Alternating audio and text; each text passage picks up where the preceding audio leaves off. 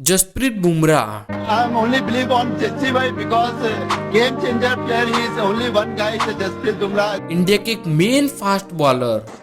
What a ball! What a bowler! Do you ever know what's coming next with Jasprit Bumrah? जिस country में MS Dhoni, Virat Kohli और रोहित शर्मा जैसे बड़े batsman का craze हो, फिर भी वहाँ एक बॉलर की बातें हो रही हो तो सच में वो बॉलर लीजेंड है। पर आज की वीडियो शुरू करने से पहले मैं मेरी एक स्टोरी सुनाता हूँ। जब से मैंने क्रिकेट देखना शुरू किया था तब से मुझे लगता था कि जसप्रीत बुमराह को कोई बैट्समैन छक्का मार ही नहीं सकता। एंड हाँ, ये बात कई हद तक सही भी थी, क्योंकि जसप्रीत बुमराह ने पिछले 3 सालों में टेस्ट में 680 से भी ज्यादा ओवर डाली है, पर कोई भी बैट्समैन इन 3 सालों में बुमराह को टेस्ट में एक छक्का नहीं मार पाया। आप सबको लगता होगा कि बुमराह का कभी डाउनफॉल आया ही नहीं होगा, पर एक बार एक ऐसी इंजरी बुमराह को हो गई थी जिससे लाइफ टाइम क्रिकेट को खेल ही नहीं पाते। और एक बार बुमराह से एक ऐसी मिस्टेक हो गई थी जिससे उन्हें काफी ट्रोल होना पड़ा था। पर वो मिस्टेक कौन सी थी, चले शुरू से देखते हैं।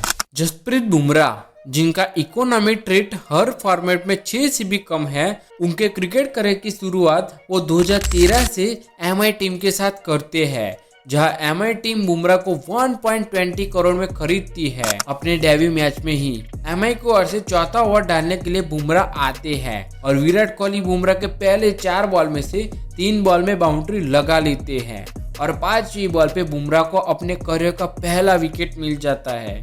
और वो पहला विकेट किसी और का नहीं बल्कि प्राइम बैट्समैन विराट कोहली का था, और अपने डेब्यू मैच में ही वो 3 विकेट निकालते हैं, जिसके 3 साल बाद ही 2016 में बुमराह का ODI में ऑस्ट्रेलिया के अगेंस्ट डेब्यू होता है, जब वो स्टीव स्मिथ को आउट करके अपने ODI करियर का पहला विकेट लेते हैं।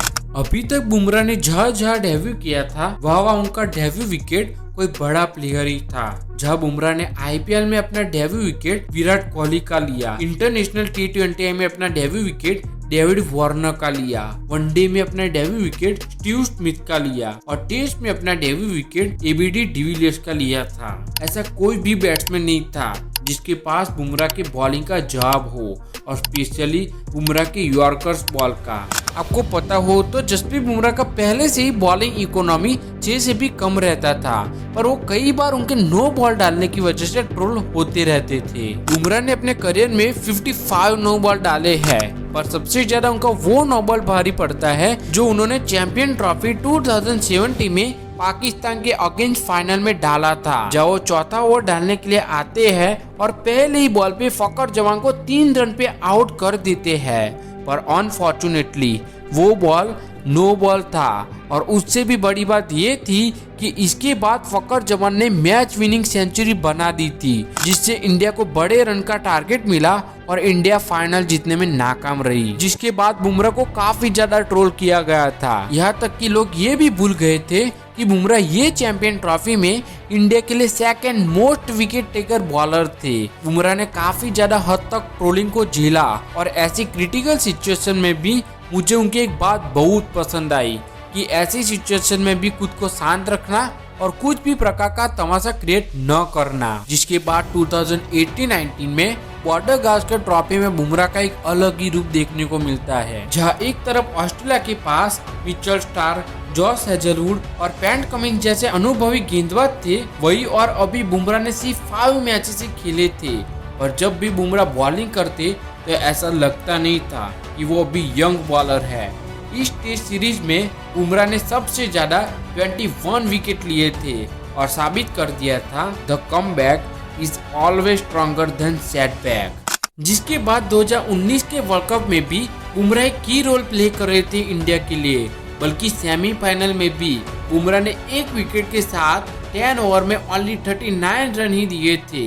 और अनफॉर्चुनेटली इंडिया बैटिंग में पीछे रही थी, और वो इंटरनेशनली नहीं बट IPL में भी बुमराह बैट्समैन के लिए खतरा साबित होते थे। जहां 2019 में CSK के अगेंस्ट भी बुमराह ने ओनली 40 रन देके 2 विकेट लिए थे, और 2020 के फाइनल में भी बुमराह ने एक इकोनॉमिकल बॉलिंग स्पेल डाली थी। बुमराह हर फॉर्मेट में अपना बेस्ट दे रहे थे, और वो टेस्ट, ODI और T20 ये तीनों फॉर्मेट कंटिन्यूली खेल रहे थे। पर ऐसा नहीं था कि कि इतना अच्छा परफॉर्मेंस करने के बाद बुमराह की ट्रोलिंग बंद हो गई हो, उनकी फिर भी ट्रोलिंग चालू रही जस्ट बिकॉज उनकी इंजरीज की वजह से। आपने देखा होगा कि बुमराह की बॉलिंग डालने की एक्शन दूसरे बॉलर से काफी अलग है, जिसकी वजह से उनको आए दिन इंजरीज होती रहती थी, जिससे वो इंडिया के कई मेन मैचेस मिस कर देते थे।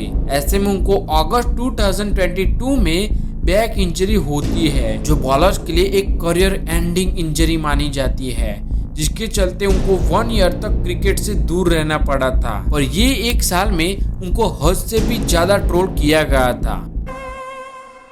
फिर क्या हुआ? फिर क्या? और फिर लगभग 1 साल बाद 18 मई 2023 को जसप्रीत बुमराह इंजरी के बाद अपना पहला मैचेस आयरलैंड के खिलाफ खेलते हैं, जहां पर भी वो 2 विकेट लेकर एक इकोनॉमिकल स्पेल डालते हैं, जो इंडिया के लिए एक अच्छा संकेत था, क्योंकि अक्टूबर से वर्ल्ड कप का टूर्नामेंट भी शुरू होने वाला था। ऐसे तो इंडिया के पास कई सारे अच्छे बैट्समैन हैं, पर कमी रहती थी तो सिर्फ फास्ट बॉलर्स की। 2023 के वर्ल्ड कप में भी बुमराह कमबैक करते हैं और पूरे टूर्नामेंट में बुमराह ने 20 विकेट लिए थे। हाँ, मानता हूँ कि फाइनल में हमारा दिन नहीं था, पर वहां पर भी बुमराह ने 2 विकेट लिए थे। 2024 में फिर से एक आईसीसी का टूर्नामेंट आता है। 2023 का वर्ल्ड कप हारने के बाद कोई भी इंडियन फैन को इंडिया से कुछ भी प्रकार की उम्मीद नहीं थी, और इस बार बुमराह साबित कर देते हैं कि बुमराह इंडिया के लिए कितना इम्पोर्टेंट बॉलर है। ऐसे तो इंडिया सभी मैचेस जीत लेती है, और अब आता है final, India versus south Africa.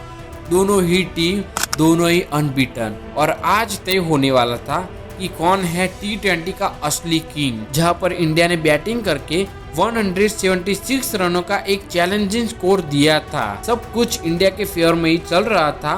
Jasprit Bumrah एक टाइट सिचुएशन में 18 ओवर में ओनली 2 रन देते हैं और एक बड़ा विकेट भी लेते हैं, और ऐसे टीम इंडिया 2024 का T20 वर्ल्ड कप अपने नाम करता है। आज की वीडियो में बस इतना ही। ये वीडियो आपको कैसी लगी कमेंट करना मत भूलना। वीडियो अच्छी लगे लाइक शेयर चैनल को सब्सक्राइब करना, और हाँ, आपको वीडियो पसंद क्यों नहीं आ रही है वो भी कमेंट में लिखना मत भूलना। और हाँ, दूसरी वीडियो यहाँ पर है तो क्लिक कीजिए, हमारी मुलाकात अब वहाँ पर ही होगी। Thanks for watching.